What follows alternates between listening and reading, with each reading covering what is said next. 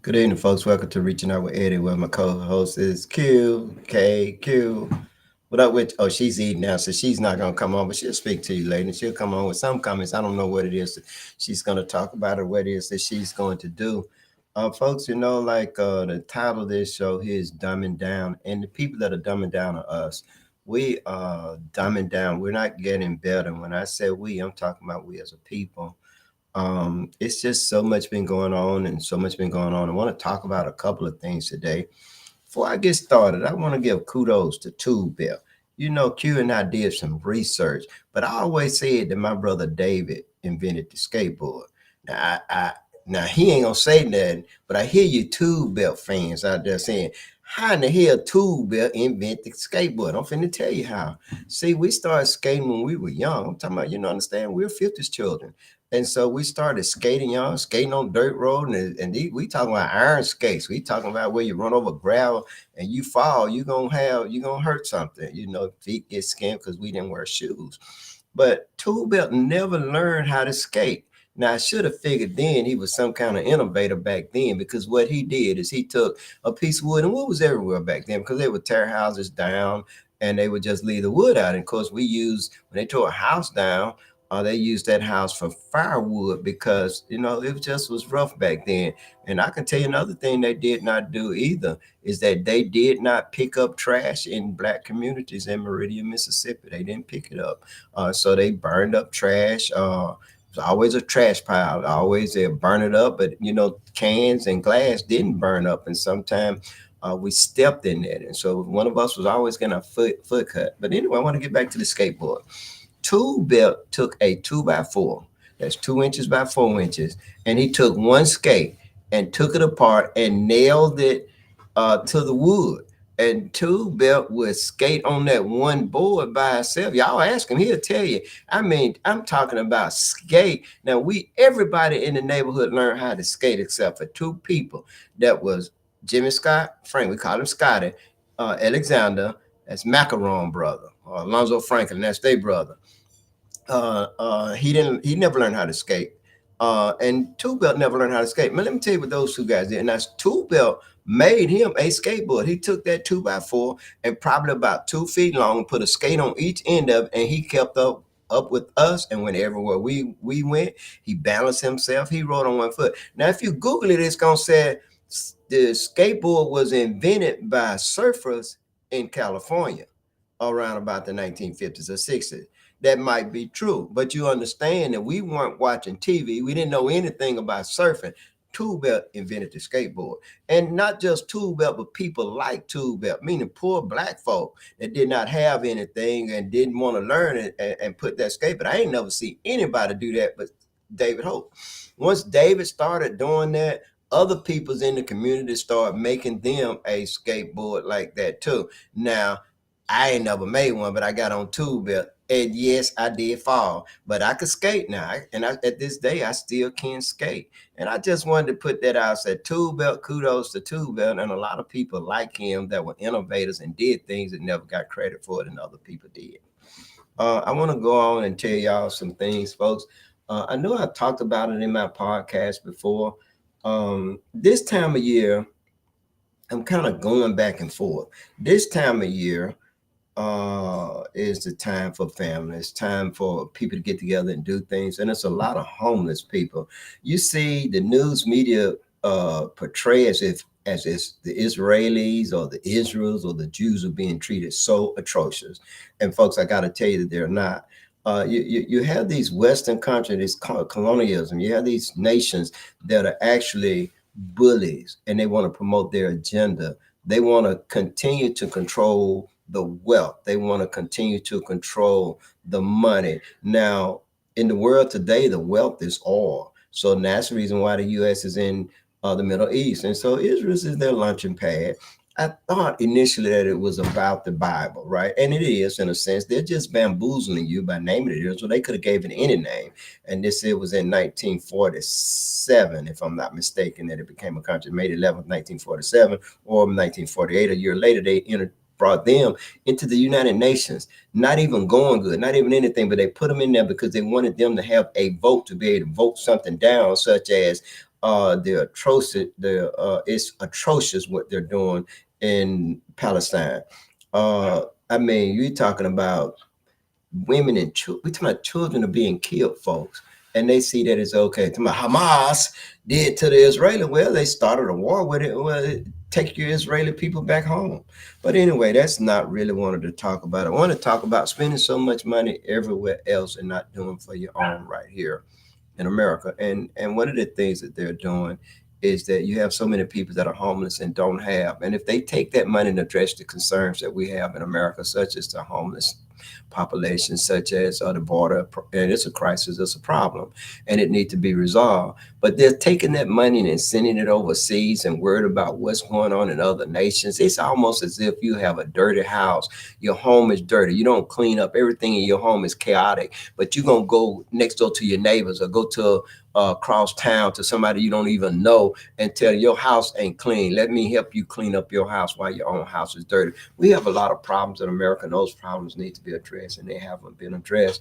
One of the things that I noticed, and this was brought to my attention, is if you look, especially in Meridian, Mississippi, where the churches such as Mount Zion on 10th Avenue, and I think they have one at Freedom Church over on, used to be Reverend Charles Johnson Church, but you'll see them around these big old buildings, and you see them on 9th Avenue, these big old buildings that are empty, and they're not doing anything with these buildings. Why not use these buildings and really take that money that you're collecting every Sunday and do something viable with it, such as open your doors up and let those people come in there and monitor them and keep them safe during this winter time. But we collect this money, and what we do is almost as if when some parts in the Bible where they was building a monument up to heaven, and God destroyed the monument and scattered peoples all over the world and fixed it so they couldn't come together because and made them speak different languages. Now that's the Bible story, but it's a pretty good story. Where I'm going with that is that you collect money every Sunday, and not all of you, because some churches barely have enough money to keep the lights on, but some of you have millions of dollars in your church account, but you don't do anything with it. You'll continue to pray, you'll treat your preacher a lot of money as if he's God, and he's not. And you give him all this money and you hold him in reverence as if he's God, but you're not doing any of the things that Jesus did. I just thought I'd touch upon that. I want to talk about going to prison, and that's what I started to talk to you about earlier. Is that I think that one of the things about me going to prison was one of the best things for me. I think it was good for me to go to prison because it was life changing to me. I went to prison for something I did not do, and that's sad. Now I know that it happens to both white and black people, but it happened more so to black people than it does to any other people. I know a person that's in prison right now, Aaron Finley, life without parole for something he did for killing George Mansour, and he didn't do it. He wasn't even there. But how about he done did everything he could do? But here how the system is, they rather take an innocent man and kill him, or take an innocent man and put him in jail, than to let that innocent man go free and have to pay him reparation or to pay him damages for destroying his life or keeping him in there. And and folks, do you realize that the system, they have exposed themselves? They have shown you how bloody they are, how one-sided the system is. Look at Hamas and Israel, and look at Ukraine, and look at Russia. Russia's not doing any of the things that Israel is doing. Russia only killing soldiers. Every now and then you hear about maybe one woman or one male, and that's U.S. media now, you understand? But in the same U.S. media, you can see where, I mean, the last time I checked, it was over 17,000 civilians have been killed. Not soldiers, people, civilians, women, children, people that are not in the military. How is it that Western nations, why is it that the news media is not talking about this? It's because they're bought and paid for. They're bought and paid for. They're owned by the system. They give you the news that they want you to get so that they control how you think and what it is that you say and you do. They don't want people like me talking to you, and they don't want you to hear what it is that I have to say. But I want to get back to me going to prison. It was life changing for me. And of course, I hate that I went, but I went to prison for something that I did not do, and that's what's really bad about freedom, folks. Is a very precious commodity. It is so precious. It'll make you do unusual and crazy things. And I said, and I escaped from jail. I did. I mean, I cold blooded use. I use a toenail clipper. I don't have a toenail clipper. Well, I had a clipper in here until my son. Oh, here it is. This is a clipper. I had a larger size of this, and I took it, and these two pieces right here, I broke it apart, and I used this edge right here and scraped. I scraped. I mean, I scraped. It took me a week until I made a hole in the metal, and then I kept on until I made a hole big enough for me to wiggle through there and get up out of there. Which is so that's not what this is all about. This is about me being wanting to be free. Wanting to be free. I escaped from jail. Wanting to be free.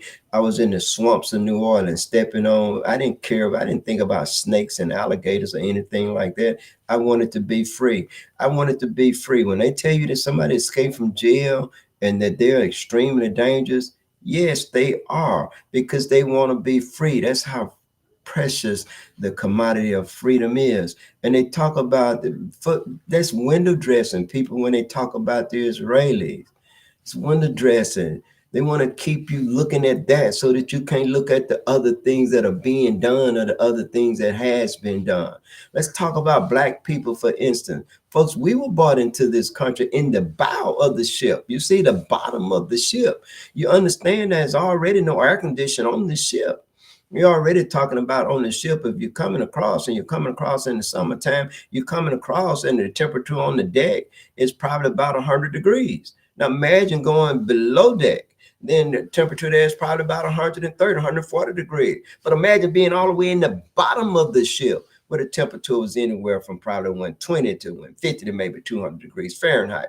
This is so hot that the blacks that was on the boat sweat profusely, and body had to produce high content of salt in order to survive this journey. So to this day, black people have a higher, they are affected by high blood pressure more so than any other group of people. What was a blessing initially is a curse for us now, meaning that when we was in that ship, we had to produce a high content of salt in order to survive this heat. And they had a stacked three deep in each other lap like that, and then side by side all the way across the ship and chained together. If you had to pee, you piss. If you was in the top, then you pissed on the person that was up under you and up under you, and the same thing with feces. So these are the same people and descendants of the people that are turning the other cheek. And what's going on there, they're showing you how bloody they are. They're showing you how they don't give a damn about anyone but somebody that's the same color they are. And that's what's sad. But we have the power to change all of this shit. All we have to do is rise up as a people and vote, not for black, not for white, not for red, and not for blue, or not for Republican, or not for them, but for what's right. Who's going to do the right thing? They have paid everyone reparation but black people, but no one, no other race of people since the beginning of time has been treated worse than black people, brought into this country and built this country. How you Mississippi ain't got to be Mississippi without the blood, sweat, tears, and death of black people, women, and children. When little black boys was called gal, the girls were called gal, and the boys were called boy, until they reached the age of about 11 or 12 years old. They didn't wear clothes. They went around naked, and that because they did not name them, because it was a high mortality rate. Wear the clothes. We didn't get a chance to go. And now, yes, I'm saying we, damn it, because those are my ancestors that I'm talking about too. Black folk didn't get a chance to go to the store and buy dry goods. Black folks didn't get a chance to go and purchase clothes or make clothes for themselves. Any clothes that was made were made for the master. Once a year, the master would take raggedy clothes, old clothes, anything that he didn't use or did not want, and give it to the slaves for the slaves to fight over and use. And they would wear the same pants every single day. chitterlings, pig feet, hog maw, pig ear, and all that kind of shit was thrown away. They just take a hog and cut the head off, the tail, the feet off, and gut it and cook it for themselves. And black folks learned to add spices to all that shit and made food out of it so that they could eat and survive, working from sun up to sundown in a field miles long, picking cotton with snakes. And then when Mississippi, they brought the slaves in North Carolina to pick tobacco up into Virginias and places like that, and they couldn't, it was swamp, they couldn't grow it into Virginia, so those slaves was brought down to Mississippi. My aunt is 97 years old, and she told me when she was in her 50s how that we took on the Hope family took on the name. They were brought down and up until they came here as slaves. My family, they came here as slaves up until they came from the north. My ancestors came in through Virginia, and up until they came, they knew their name and had their African name until they got into Alabama, where the Hope family came into Alabama. And we talk about the Hope family. We're talking about the Jones. We're talking about the Smiths. We're talking about the Welchers. We're talking about everybody. We're talking about the Johnsons, the Gordons. We're talking about everybody. We're talking about everybody that's black that came into this country and provided free labor for them while they did not feed us. They did not maintain our health care. They did not do anything for us. They killed us. Anytime a man was rebellious, they would take 4 horses and pull them apart limb to limb. That's where they come from. But they brought the slaves down to Mississippi swamps, into Louisiana, into Alabama, and those slaves cleared those trees, cut those trees down, dug up those roots, and created cities and towns for everyone else. Now y'all hear Two Bell talking to me. Two Bell said, bruh, they used slaves in Africa to build a pyramid. Yes, they did, bro. And but they was taking better care of the slaves. That don't do that. Don't do that. Q finna come in. Don't do that, Q. That's a Two Bell fan. Don't do that. They took better care of the slaves in Africa than they did the slaves in America. And so no one has been, you talk about how many G's was, there ain't no damn Holocaust, man. It was bad. I hate it happened. But worst thing happened to us. Let's fix us. I ain't worried about what's going on in Israel, Palestine. I don't give a fuck what's going on over there. I'm talking about what's going on right here at our front doors on our nose. We got 2 octogenarians running for president of the United States. Both of them too damn old. And Donald Trump, wow, he's exposing the federal government. I got to talk about Hunter Biden. Is something wrong with you folks out there? Is something wrong with y'all? Man, y'all better quit letting the people on a national level divide us by talking about Democrat and Republican. It's people. Let me tell you, tell me which one of you out there in podcast land. Come on, tell me if I'm wrong. I want you to put your comments in, and I want you to tell me which one of you out there in podcast land would not get your child out of jail if it went to jail. Which one of you out there in podcast land would not feed your child if that child was hungry? It's unnatural to ignore your child. There's something wrong with your child. If your child is not okay, you're not okay. Two Bell says, now, bro, what you talking about? You finna hear it. Biden should pardon Hunter Biden. Donald Trump would. Shit, Donald Trump would have pardoned himself. Let him get back in there and watch. Ain't nothing wrong with that. I ain't in that shit. How the hell he the president of the United States who has immunity as the president of the United States? Fuck, get mad at me. My son ain't finna go to jail. I'm not gonna let him go to jail. Not if I can help it. I'm the most powerful person in the world, and I'm gonna let my son go to jail. Let me tell you about Jesse Jackson. Jesse Jackson started fucking with George Bush. Boy, George Bush, I'm talking about Junior, George Bush too. George Bush too put him in his place so fast. Y'all go back and Google that shit. We thought Jesse Jackson was Jesus, like, didn't have any vices or anything. Shoot, man, for another National Enquirer, put in there Jesse Jackson was sitting there with his girlfriend. His girlfriend had a baby and all that stuff. That's what happened to Jesse Jackson. Y'all go back and Google it. Jesse Jackson around here trying to, and basically what Bush Jr., now I'm paraphrasing, I'm just telling you, I'm speculating, I'm just telling you, basically what Bush II said, keep messing with me. I'm the president of the United States. I just exposed you. I know all kind of shit on you. I am the president of the United States. The FBI, the Secret Service, Treasury, everybody works for me and under my fingerprint. Man, I got here. I'm gonna give you a whole folder of things that I know about you. Now keep messing with me. Jesse Jackson shut all the way down. Let's go and talk about Martin Luther King.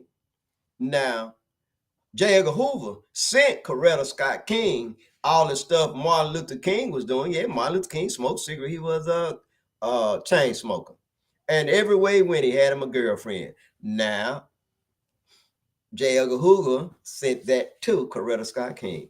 Guess what that lady did? Now you talking about character. She said, Martin, now I'm paraphrasing again, folks. I'm giving you my opinion. Martin, what we gonna do about this? Look at this, Martin. Look at this.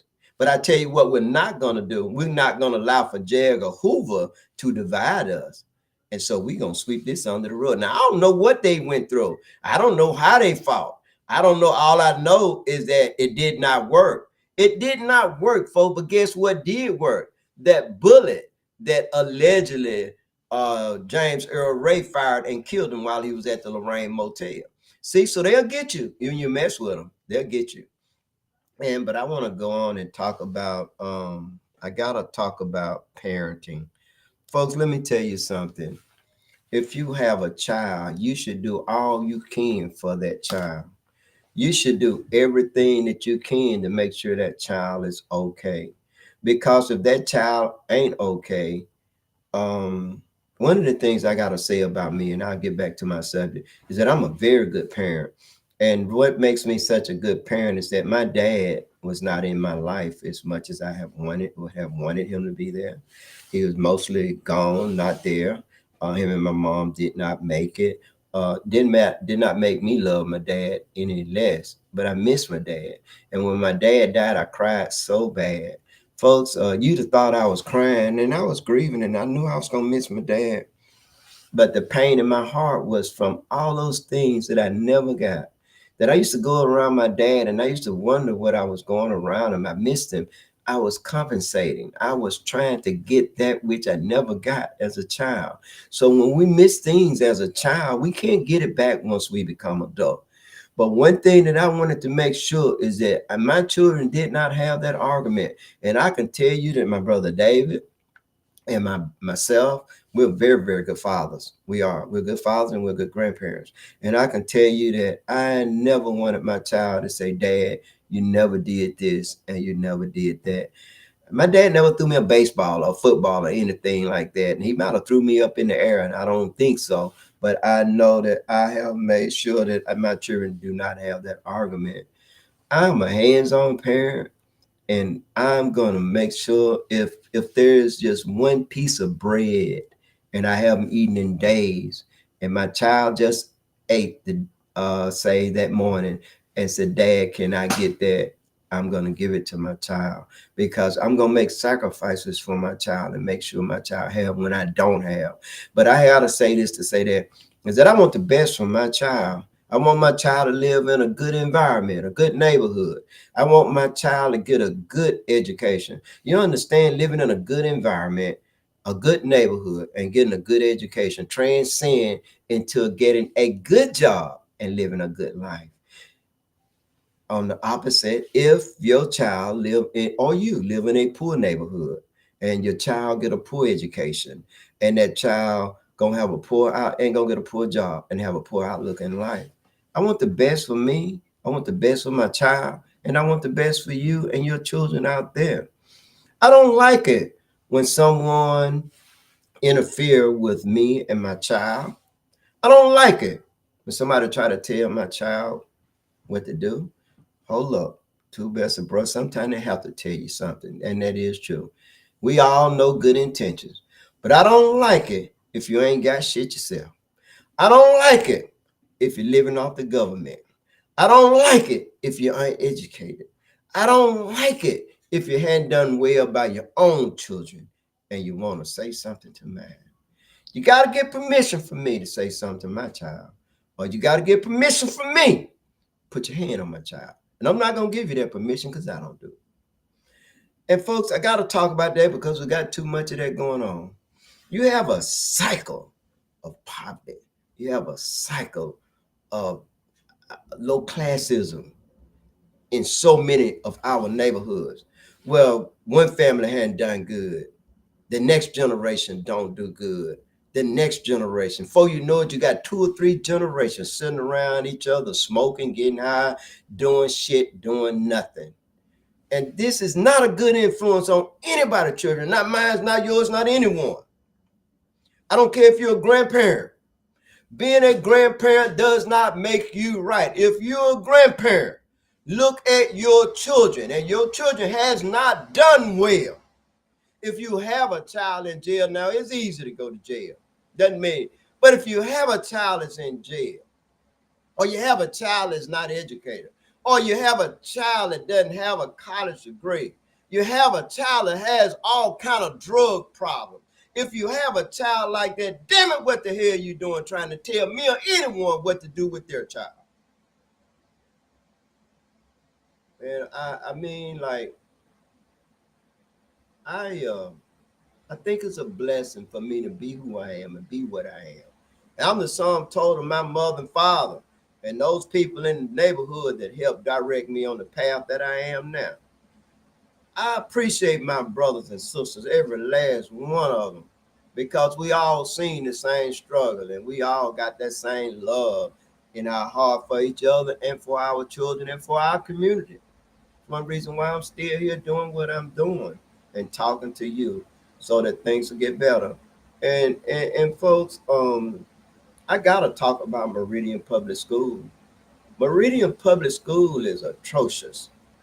It's sad that our children are not being educated and you parents down there ain't doing shit about it. I know two or three of you out there with my child doing good. Do you realize if your child make an A in Meridian Public School, that's like a C or a D at a regular school, or we'll say something like West Lauderdale. What those schools in the county are traditionally better, definitely Lamar.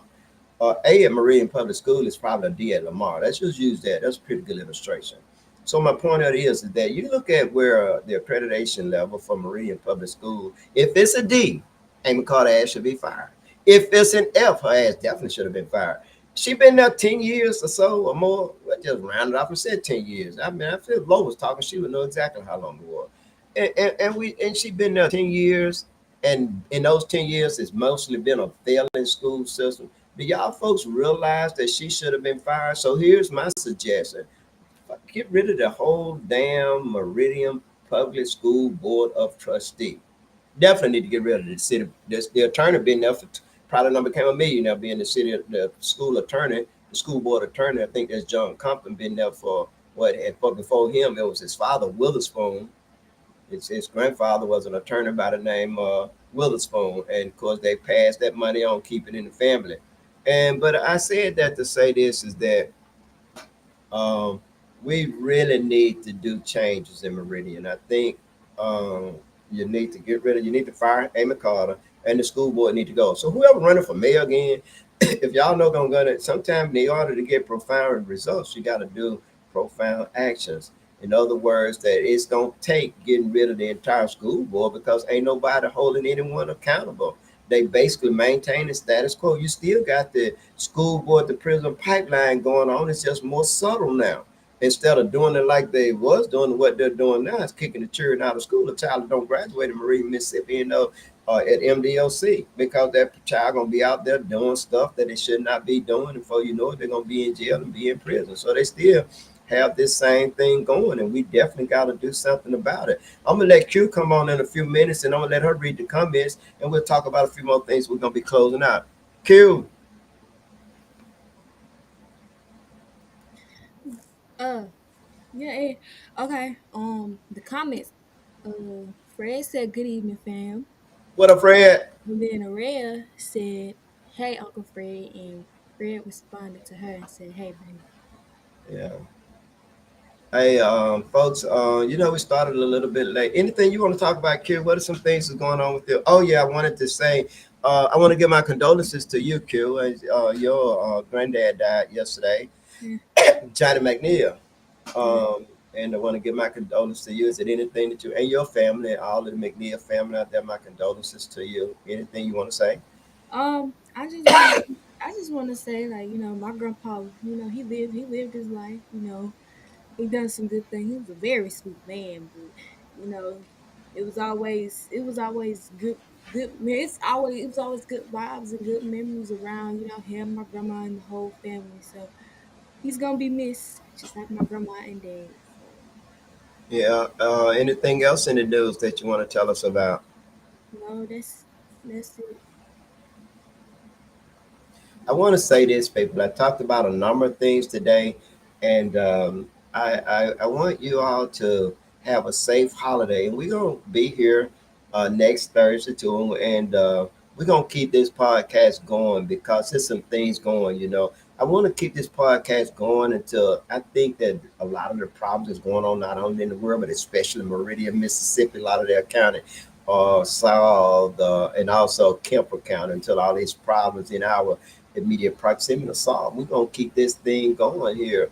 I just want to say this is that if you have a child or a grandchild and that child is not doing well and that child have the opportunity to be in a different and a better environment, then that's what you should do. We got to stop eating off our children, and too many people in our community are eating on our children, meaning that they use the child to get with SNAP benefits, to claim it on the for earned income credit and things like that. It's never about the money. It's always about the child, and you want that child to do well.